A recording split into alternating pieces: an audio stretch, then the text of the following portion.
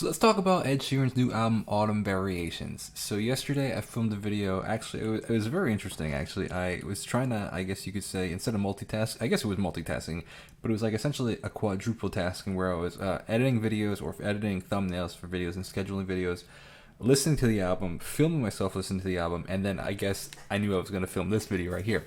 So let's talk about Ed Sheeran's new album. I was really looking forward to hearing it because he's done a really good job at promoting this album in a way that's different than he has before, in the sense that Ed Sheeran was one of those artists that kind of came up slightly before social media. Like where he was like social media was a thing because he kind of like Instagram came around in 2012 in November of 2012. I know that. Actually, no, I'm sorry, November of 2010.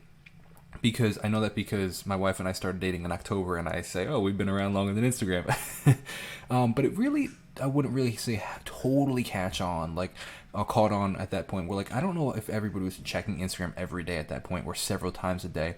And the reason I bring that up is because I think that some of these artists that kind of were around before that and got popular without it, without the use of social media, can thrive to some degree without, again, the use of social media. But I've noticed, I follow him online on most of the platforms, and I noticed that he's been making a significant effort, whether it be him or his team or the combination of both, to be more present online and do more videos online that like can relate to his fan base and find, show more of his personality, whether it be vlogs or doing acts of kindness or just different ways of promoting his new album. One thing that I thought was really cool in the promotion of this album is the Ed Sheeran's not afraid to release music. Actually, let's talk about that.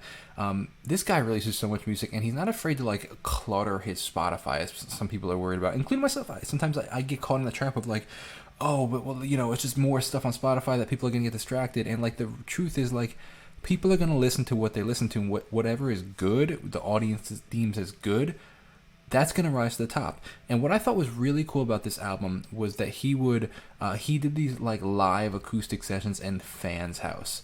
One, like, it just humanizes him even more because it shows like to his fans that like he's a real person, whether the people that he met or the people like because they see his reaction or their reaction to meeting him, kind of have this like, wow, this is a real person, and like just this intimacy of performing in front of somebody, and they're really well filmed and really well recorded.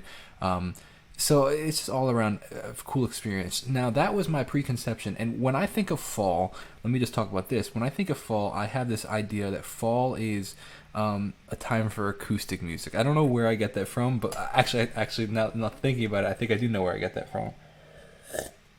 It's time for coffee and changing leaves and just stuff like that. And the reason I think of acoustic music is because when I dropped out of college in 2014, I was heavily influenced by the singer-songwriter genre of music, whether it be Passenger or Ed Sheeran's Plus album or James Bay. I mean, James Bay is a little more alternative rock, and that was a little more like 2015, 2016 for me. But like, I was heavily on this rotation of like Ed Sheeran's Plus album or All the Little Lights by I think that's the name of the album, by Passenger. And like I had this friend that was an artist that was in the singer-songwriter genre, and I listened to her album all the time. Her name was C. And it was really good. And so that all being said, is like this time of year for me gives me acoustic vibes, a singer-songwriter like Bon Iver kind of vibes.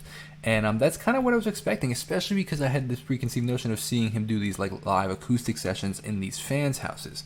So when I heard this album, I was actually really surprised at the production level of this album because it was actually significantly less acoustic than I thought. And it was a cool album. The songwriting, as always, is incredibly great. He's a great songwriter. The level of what would I say, like descriptiveness in the album is really cool. You feel like you can see either yourself or people that you know personally in these lyrics, which is kind of cool.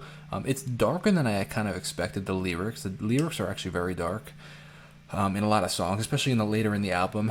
And he, what I was surprised, it kind of those dark lyrics contrasted with these more bright sounds. Like the acoustic was very bright, which I was surprised at, which is like different than Plus. If I recall, now I gotta go back and listen to Plus, but like if I remember that album, like the acoustic was like dull, and not in a like a, oh, it's boring way, but like this like not the highest quality of recording kind of way, if that makes sense. But that's what is cool about it. Like, and I didn't know that back then. I was still fresh in the music industry, so I didn't know, oh, the acoustic could have been recorded cleaner. So that being said, hearing this album and hearing how bright the acoustic was, it was a total transition to like this more modern kind of, I guess, modern kind of sound is what I was saying.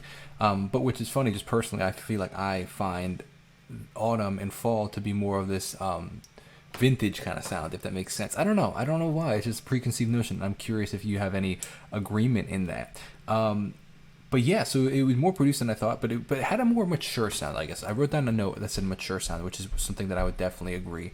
I think that the subtrack England, I thought was a really cool concept, because, if England, relates to the song, they would be able to essentially like make it their own. For example, like I have a song called Colorado, and like I would love for the fact that like the state of Colorado to like turn that into their song.